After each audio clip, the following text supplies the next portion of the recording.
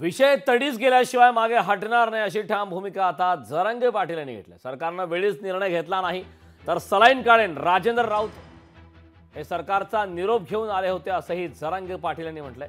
आरक्षणाचा प्रश्न लवकरच मार्गी लावण्याचं आश्वासन देखील दिले अशी माहिती जरांगे पाटील यांनी दिली। सरकारने चर्चेसाठी यावं, आमची दारं खुली आहेत असं जरांगे पाटील यांनी म्हटलंय। मराठ्यांच्या एकजुटीचा सरकारने धसका घेतलाय। मराठ्यांनी अंतर्वालीत न येता शेतीचं काम पूर्ण करावीत अशी सूचना देखील जरांगे पाटील यांनी दिली।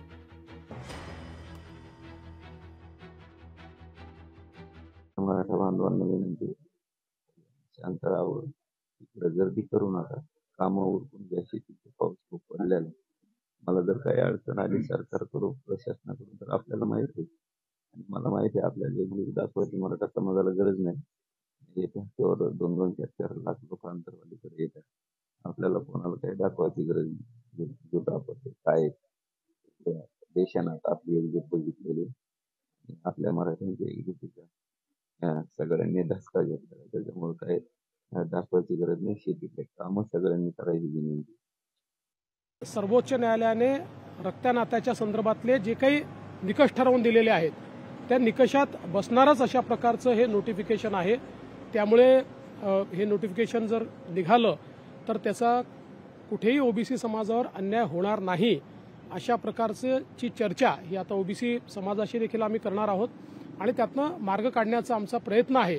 त्यामुळे मला असं वाटतं की सरकार जर माननीय मुख्यमंत्र्यांच्या नेतृत्वामध्ये इतक्या वेगाने सगळे प्रयत्न करते आहे तर श्री मनोज जरांगे पाटील यांनी देखील आपलं उपोषण त्या ठिकाणी स्थगित केलं पाहिजे असं माझं मत आहे।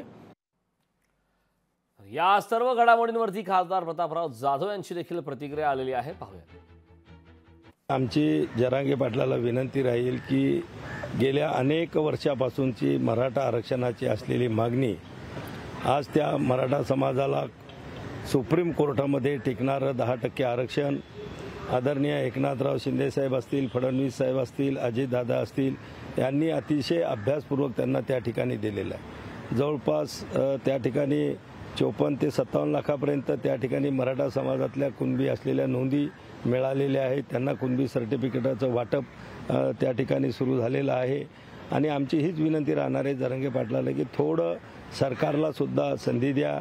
परत एकदा आपल्या माध्यमातून जरांगे पाटलांना आमची अतिशय नम्र विनंती राहणार आहे की आपण थोडं सबुरीनं घ्यावं, शासनाला थोडा वेळ द्यावा आणि निश्चितच शासन याच्यातून योग्य निर्णय घेईल।